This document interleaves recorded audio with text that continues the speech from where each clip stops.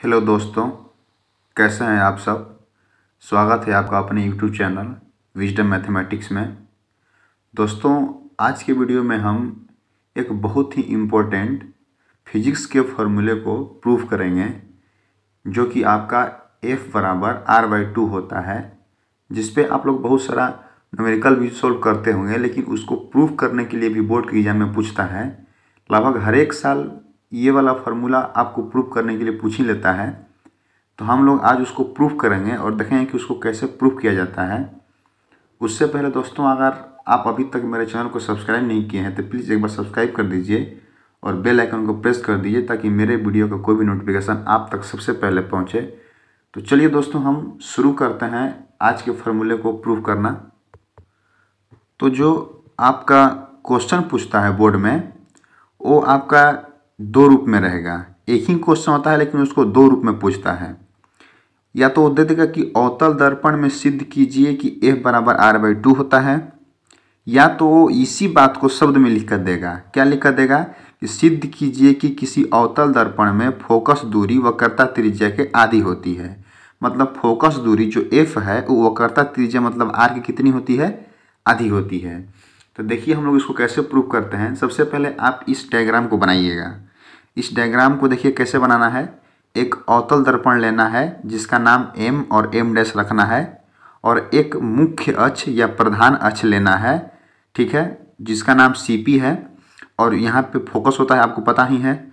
और यहाँ पे हम AB एक किरण को गुजारेंगे मुख्य अक्ष के समानांतर, जो कि आपको पता है कि सतह के परावर्तन के बाद, मतलब दर्पण से परावर्तन के बाद मुख्य फोकस से होकर गुजरती है, ठीक है।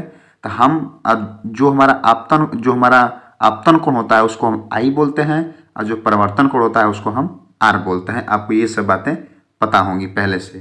तो हम इतना तो फिगर को बना लेंगे, उसके बाद हम इसको शब्दों में लिखेंगे। जो जो हमने यहाँ पे किया है उसको हम शब्द में लिखेंगे। तो देखिए हम इसको कैसे लिखेंगे। यहाँ लिखेंगे एक अवतल दर्पण M'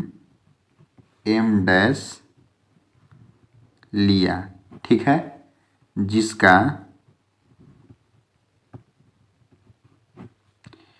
ध्रुव P तथा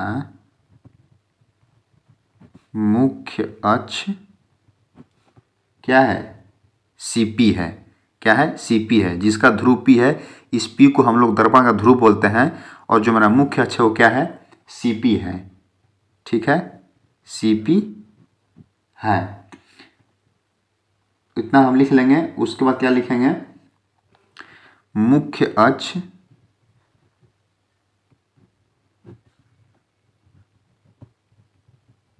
के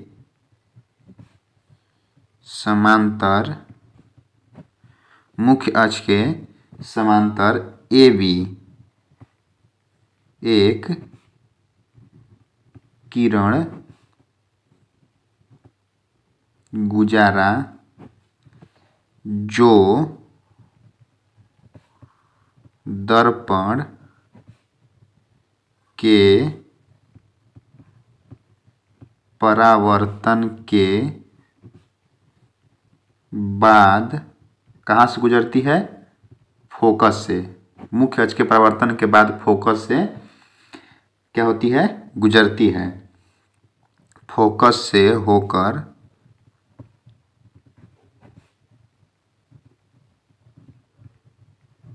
गुजरती है, ठीक है, तथा बिंदु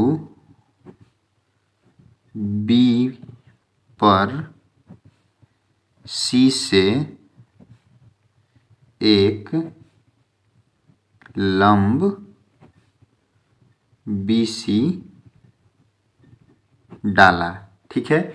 इतना पहले हम शब्द लिखेंगे। जो जो हमने इस फिगर में काम किया है उसको हम इसे शब्द में लिखेंगे। क्या लिखेंगे, एक अवतल दर्पण M' लिया जिसका ध्रुव P है, ठीक है, M' दर्पण है जिसका ध्रुव P है, तथा मुख्य अक्ष CP है, मुख्य अक्ष CP है, मुख्य अक्ष के समानांतर मतलब मुख्य अक्ष के समानांतर AB एक प्रकाश का किरण गुजारा जो दर्पण के परावर्तन के बाद फोकस से होकर गुजरती है तथा बिंदु B से मतलब बिंदु B पर C से एक लंब डाला। ठीक है, अब देखिए इतना लिख लेंगे, उसके बाद हम प्रूफ में आगे क्या करेंगे। अब देखिए यहाँ पे एक चीज़ आपको पता होगा, यहाँ पे देखिए जो एंगल I है उसको हम क्या लिख सकते हैं, लिख सकते हैं एंगल ABC। जो एंगल I है उसको ABC लिख सकते हैं और जो एंगल R है उसको क्या लिख सकते हैं, FBC।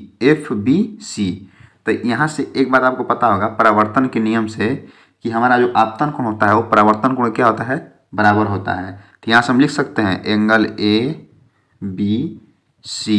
बराबर एंगल FBC। ठीक है, तो ये कैसे हो गया, तो ये हमारा हो गया परावर्तन के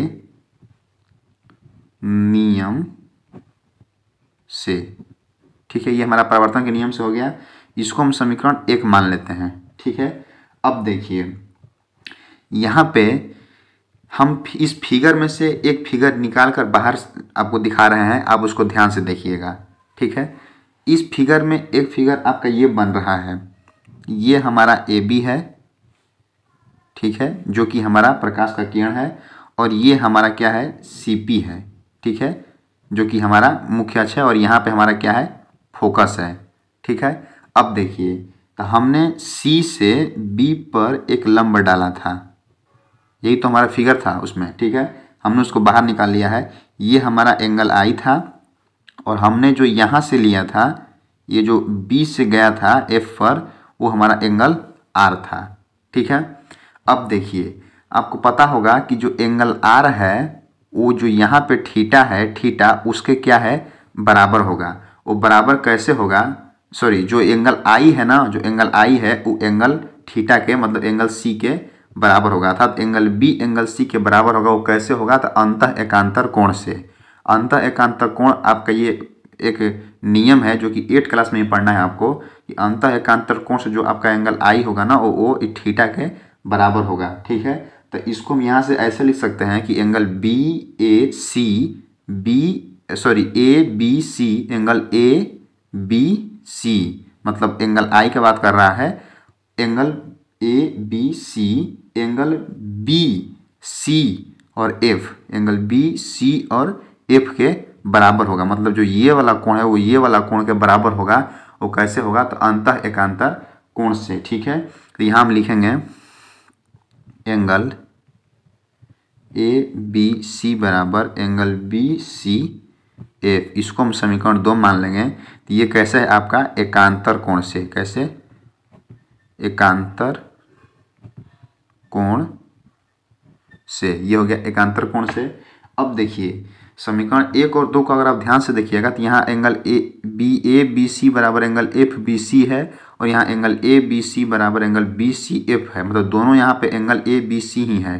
तो अगर दोनों एंगल आपस में बराबर होंगे तो अर्थात एंगल FBC एंगल BCF के बराबर होगा। ठीक है, तो यहाँ क्या लिख सकते हैं, समीकरण 1 और 2 से क्या लिखेंगे, एंगल FBC बराबर एंगल BCF। ठीक है, क्योंकि ये दोनों एंगल ABC ही है और ABC ही है, तो ये दोनों ABC आपस में बराबर होगा, अर्थात हमारा ये एंगल भी आपस में बराबर होगा। ठीक है, अब देखिए यहाँ हमको क्या मिल गया, एंगल FBC मतलब एंगल FBC मतलब इस एंगल का बात कर रहा है, और एंगल BCF और इस एंगल की बात कर रहा है। जो बीच में होता है ना वही हमारा एंगल का मान होता है, जो बीच में हमारा जो बीच में लिखा होता है वही एंगल का मान होता है। तो यहाँ पे एंगल B लिखा है तो B का बात कर रहा है और यहाँ C लिखा है तो C का बात कर रहा है। दोनों आपस में क्या है, बराबर हैं।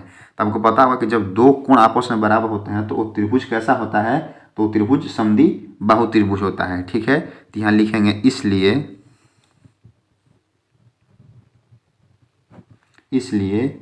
त्रिभुज BCF एक क्या है, समद्वि बाहु त्रिभुज है। क्या है? एक समद्विबाहु त्रिभुज है। अब देखिए हमारा जो ये जो एंगल, ये जो त्रिभुज है वो ये वाला है, इसको हम इसमें से बाहर निकाल देते हैं, ठीक है, ताकि आपको अच्छे से समझ में आएगा। ये हमारा एंगल बी है और ये एफ है और ये सी है, ठीक है। अब देखिए जब दो कोण बराबर होते हैं आपस में, तो उन दोनों कोणों को जो रेखा मिलाकर बनती है, मतलब जिस दो रेखा से मिलाकर वो कोण बने होते हैं, वो दोनों रेखाएं भी आपस में बराबर होती है। ये त्रिभुज का नियम है, ठीक है। क्या है? ये त्रिभुज का रूल है, ठीक है। तो यहाँ से हमको क्या मिल गया? यहाँ से हमको जो मिल गया वो मिल गया बी एफ बराबर सी एफ, बी एफ बराबर सी एफ मतलब, और आपको पता होगा ऐसे भी कि समद्विबाहु त्रिभुज में दो भुजाएं आपस में बराबर होती हैं, तो हमारा बी एफ जो है उस सी एफ के बराबर हो गया। कैसे हो गया? तो समद्विबाहु त्रिभुज से। कैसे? तो समद्विबाहु त्रिभुज से, ठीक है। इतना तक हम पहुंच गए। अब देखिए, अब यहाँ से हम क्या करेंगे? अब देखिए हम एक बार आपको फिगर में दिखाते हैं। अगर मान के चलिए कि हम रेखा ए बी जो मेरा ए बी किरण है वो हम यहाँ से गुजारे हैं। अगर हम इसी किरण को यहाँ से गुजारें तो भी कोई फ़र्क नहीं है, इसी को यहाँ से गुजारें तो भी फ़र्क नहीं है, और अगर इसी को हम सी पी पर के ऊपर से ही गुजार दें तो इसका मतलब जो हमारा बी होगा वो पी पर चला आएगा। इसको हम द्वारक बोलते हैं, इसको हम दर्पण का द्वारक बोलते हैं। जो बी से पी के बीच की दूरी है ना, उसको हम दर्पण का द्वारक बोलते हैं, ठीक है। तो अगर हम द्वारक को बहुत छोटा कर दें, मतलब बी को हम अगर यहाँ पे ला दें पी पे, तो हमारा द्वारक बहुत छोटा हो जाएगा, अर्थात जो बी है वो हमारा पी का काम करने लगेगा, ठीक है। तो यहाँ पे देखिए हम क्या लिखेंगे, यहाँ पे हम एक सेंटेंस लिखेंगे, ठीक है। यहाँ पे लिखेंगे अगर दर्पण का द्वारक बहुत छोटा हो तो बिंदु बी ही बिंदु पी होगा। क्या होगा? बिंदु बी हमारा बिंदु पी हो जाएगा। यहाँ से एक बार और ध्यान से देख लीजिए, अगर हम दर्पण के द्वारक को बहुत छोटा कर दें, मतलब अगर हम बी को, जो हमारा ए बी किरण है, अगर उसको हम नीचे करते करते अगर हम सी पी के ऊपर ही ला दें, तो जो बी है वो हमारा पी पे चला आएगा, अर्थात हम बी को पी के रूप में भी लिख सकते हैं और पी को बी के रूप में भी लिख सकते हैं, ठीक है। तो यहाँ हम वही बात लिखें कि अगर दर्पण का द्वारक बहुत छोटा हो तो बिंदु बी ही हमारा बिंदु पी होगा, ठीक है। यहाँ तक चले आए। तो अगर हमारा बिंदु बी ही पी होगा तो यहाँ हम लिख सकते हैं अर्थात बी बराबर पी। क्या लिख सकते हैं? अर्थात बी बराबर पी। तो अब देखिए हमारा जो ये वाला था समीकरण बी एफ बराबर सी एफ, तो इसको हम लिख सकते हैं, इसको हम लिख सकते हैं बी एफ बराबर सी एफ। तो बी की जगह हम क्या लिख सकते हैं? पी। इसको लिख सकते हैं पी एफ बराबर सी एफ। हम बी की जगह पर पी लिख दिए क्योंकि हमारा बी ही पी हो गया है। तो पी एफ बराबर सी एफ। अब देखिए आगे क्या करेंगे इसको। तो यहाँ देखिए, यहाँ हमारा जो आया था पी एफ बराबर सी एफ। अब देखिए यहाँ से हम सी पी को यहाँ पे हम अलग लिख लेते हैं, यहाँ पे हम अलग उसका डायग्राम खींचते हैं। ये हमारा सी है और ये हमारा पी है। यहाँ पे जो हमारा सी पी है उसको हम निकाल कर बाहर ला दिए और यहाँ पे हमारा क्या है? एफ है, ठीक है। अब देखिए, अब हमको यहाँ पर अगर आप ध्यान से देखिएगा कि यहाँ पे हम सी एफ को क्या लिख सकते हैं? जो सी एफ है हमारा, उसको हम क्या लिख सकते हैं? जो हमारा सी एफ है उसको हम लिख सकते हैं P C minus P F. देखिए कैसे लिख सकते हैं। जो हमारा सी एफ है, अगर हम इसको हमको निकालना होगा तो हम पूरा में से अगर हम इसको निकाल देंगे, मान चलिए कि हमारा जो ये वाला है, देखिए ध्यान से, हमारा ये पूरा रेखा है, ठीक है। तो हमको इसको लिखना है, हमको सिर्फ इसको लिखना है। तो हम इसको लिखने के लिए एक हमारे पास तरीका क्या है कि हम इस पूरा में से हम इसको निकाल देंगे तो हमारा ये वाला मिल जाएगा हमको, ठीक है। तो हम यहाँ पे देखिए वही लिखे हैं सी एफ बराबर पी सी मतलब पूरा माइनस पी एफ मतलब ये वाला, तो हमको सी एफ मिल जाएगा। अब इसी सी एफ के मान को हम इसमें रख देते हैं, तो यहाँ पे हमारा क्या हो जाएगा? पी एफ बराबर सी एफ जगह हम रख सकते हैं P C minus P F. अब देखिए इस पी एफ को हम इस साइड लाते हैं तो P F plus P F बराबर पी सी। ठीक है, अब देखिए आपको पता होगा कि दर्पण में हम कोई भी दूरी दर्पण के ध्रुव से नापते हैं। कहाँ से नापते हैं? दर्पण के ध्रुव से।